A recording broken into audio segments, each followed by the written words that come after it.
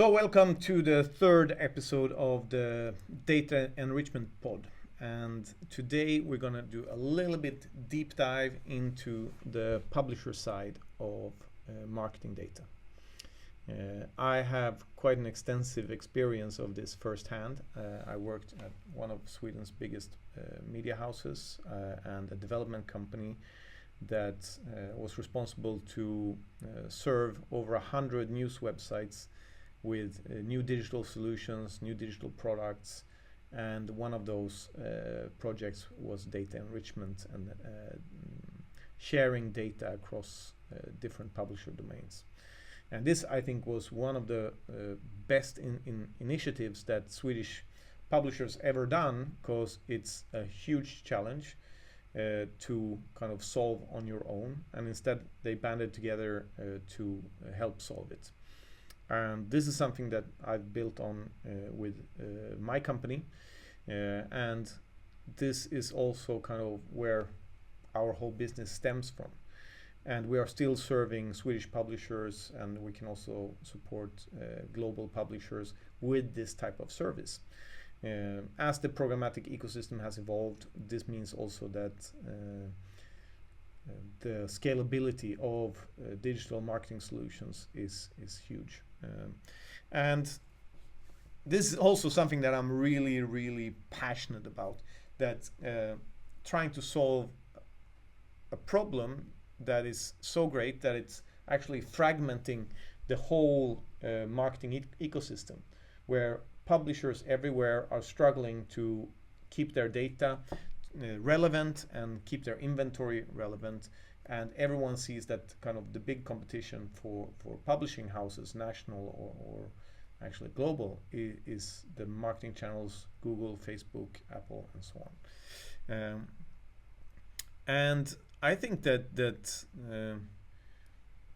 the relationship of publishers with data has been a little bit love-hate relationship. They've seen a need to approach it, and they've done it with projects such as the Brain project that I headed up. But it's also a lot of worries, fears around the data. Will someone else use it? Or how can we control it? We have the GDPR, there's a potential fine here, and so on. And kind of, I'll make a brief recap kind of where I'm coming from, because this is really, I think, a part of the history of marketing data, at least in Sweden.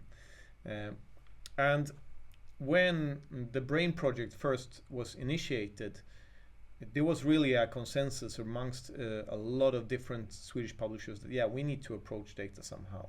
And this was at a time where kind of DMPs sailed up as kind of the hottest platform in marketing, where you could leverage your users' online traffic into relevant segments for advertisers.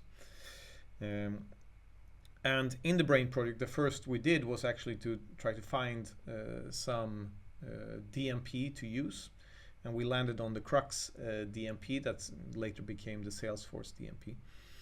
And we used it to kind of leverage online behavior, but this was kind of limited to the categories: sports, entertainment, finance, and so on, right? And saying something like, if you read 5 articles in this topic, then you're interested in this. And we also saw in this Brain project, or our then CEO Hanna saw that this is not enough. It's quite shallow behavior in terms of comparing to other players like Google and Facebook. We need to kind of add something more. So in the Brain project, we actually started adding data based on login, on verified information, because the thesis was that if we have kind of the highest accuracy, then the data will become more relevant. And building on this, we created a service that actually matched online users to public registers and anonymized them and made them into audiences or cohorts. And this, I have to tell you, this was in 2015 or something like this. So this was very early on, and within my company, we also started one of the Sweden's first programmatic ad networks, and that was then AdBid. It became a company called Adapt, and was later integrated in the Mediakompaniet digital network. So kind of this company has always been very early on new trends and so on. So what we did was we got a DMP. We actually created a CDP that could work with logged in data that we were enriching with more data. And then we also took those methods and started applying it on the DMP side, enriching with socioeconomics, together with behavior, contextual analysis, and so on and so on. But at some point, kind of those friends, those publishers that were hanging out and investing in this project started kind of going in their separate directions. They started their own data projects, and kind of the cooperation fell apart. And in the end, it was the main owner, Stampen. They are still using the Brain platform and having all these types of enrichments and so on. But what I've seen was that when those other publishers decided to go in their own directions, kind of being a local publisher, building a huge data project on your own is not quite financially viable. And you actually have too low reach and scale to create enough reach in your audiences on your own to have a truly relevant audience data offer. And this, I think, has been, because while Brain's been around, I've seen, I think, 3 or 4 different data projects within publishers starting and then getting cancelled because there's no return on investment on them. And the challenge for me running the company and offering a data enrichment service was that during this period, third-party cookies were abundant. They were everywhere. And they actually, there was no chance that any publisher could build the same kind of data information, audience information, as you could with a third-party cookie. And this meant that kind of the demand for first-party data on the publisher side was quite low. It was not really there at all. They said, yeah, the buyers have all the data they need. Why, we can't see why we should need to add the data. On the other hand, now that third-party cookies are going away, the relevance of the first-party data is, of course, super high. And so this has kind of been the relationship, is that there's been no real need for first-party data, building your own data stack. And then now that it's really shifting, the knowledge is not super high, and the technology shifts really, really fast, meaning that it's hard to keep up with any kind of local data project. And that's where I see, of course, that our offering is very relevant, and we're serving a lot of publishers to reach this kind of quality and reach in the audiences with a first-party data solution. Because, the third-party cookie, like I said, has been mainly used for the buy side to collect data. We had media agencies building huge cookie pools across all their customer websites and so on, siphoning in data that they could leverage into a unique offer to kind of strengthen their position and so on, in the similar way that Facebook or any other player has done. So kind of, is there any impact on the publishers if the third-party cookie is going away, since they haven't really invested anything in those data stacks?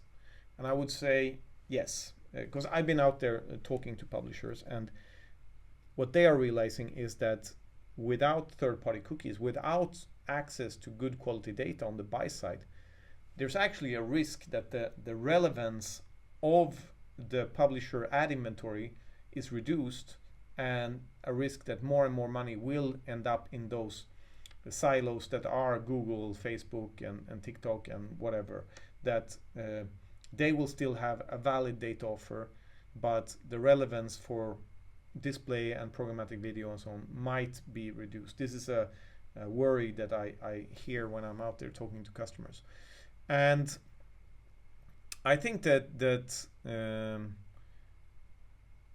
this is also an opportunity for publishers to actually strengthen their position, get closer connection with the advertisers by having the data that the advertisers need. They can say, yeah, this is consented data, we're allowed to use it. It's no shady stuff going on here.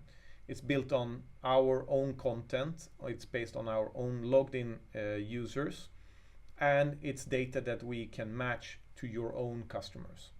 So here, if managed correctly, I think that we have an opportunity for publishers to actually strengthen their position on the market and within the data field. But having that said, I don't think that every publisher needs to invent their own audience targeting offer. Because what I hear on the other hand with advertisers is that what they want is actually a standard, so they can buy the same first party audiences across websites. Meaning that if you're after a standard, you should try to acquire this standard as cost efficient as possible, and maybe not necessarily build a huge data team where the data is actually more of a cost than a revenue.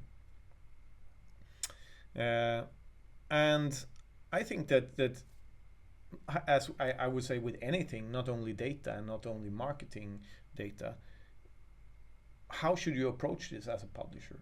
And I think that the way I approach anything is that I start small, I learn, and then I adjust my requirements and demands, and I kind of invest a little bit more, and then a little bit more, and then eventually I will have reached a maturity that I can say, all right, you know what, let's do a revamp. Now we know exactly what we need, so let's restructure this, right? But I think anyone who wants to have data as a part of their offering as a publisher needs to do something.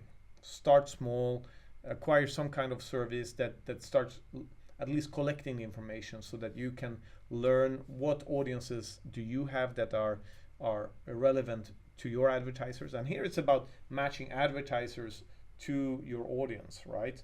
And usually there's already a match there. And if you can also prove it with data, your relevance with your advertisers will just increase. And you should also consider a data solution that is not just for your own sales, because there's a huge demand, a growing demand for programmatic data. And here the differentiator will be that publishers will have the longer history of the users, more data per user, verified data. The quality of the first party data will be much, much higher than what's available on the third party buy side, as the connection with third party cookies is gone. So I think that any publisher who's interested in starting building your own first party data offer is start small and expand on it, and use ready to go solutions that are cost efficient, that will not break the bank, and go from there. And I think that what we've seen with our customers is that data is actually becoming a new revenue stream, besides the added value in the direct sales, because exposing the first party data programmatically, because this also means that you're linking the impression to the data points, meaning that if you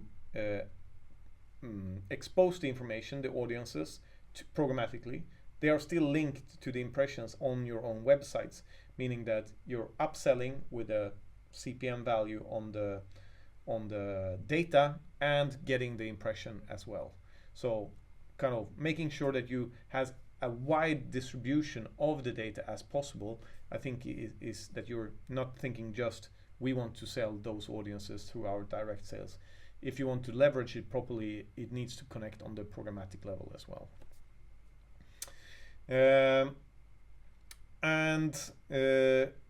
In the future, like seeing what, based on my experience and what I see going forward, I think that there is a need for some kind of standard. I'm pushing for it myself. We're already created a standard that any publisher can plug in, and this standard is also available on the buy side, meaning that we can start matching buyers and sellers, right? And instead of trying to invent something new, we can actually step it back, even all the way to the CRM on both advertiser and publisher side, meaning that we're actually connecting the data to the most valuable assets, the customers. And of course, here it opens up for huge opportunities in terms of what you can build on top of this first-party data that you create. And thinking about, anonymous data, logged-in data, and kind of the developments done on the AI side, I think here is also an opportunity for anyone working with first-party data and verified information, that kind of AI is only as good as the data you train it on. And if you have kind of the verified information, the true answer about the customers that are 100% sure, then you have also a base for when you're connecting AI and such in the future. I'll speak more about the AI side of this in coming episodes, but I really think that taking a grasp around your first-party data, whether you're a publisher or an advertiser, is essential with all the changes happening on the marketing ecosystem right now. And yeah, going forward, I think that someone who works a lot in product development, I'm a little bit excited about this, because this is kind of, we're at the new frontiers, we're breaking ground, and we are actually seeing a new field emerging on the programmatic ecosystem, and this is the data enrichment part. So I think that having started this pod, I think it's really good timing and super relevant for marketers and advertisers and publishers everywhere. So stay tuned, and looking forward to talking to you again.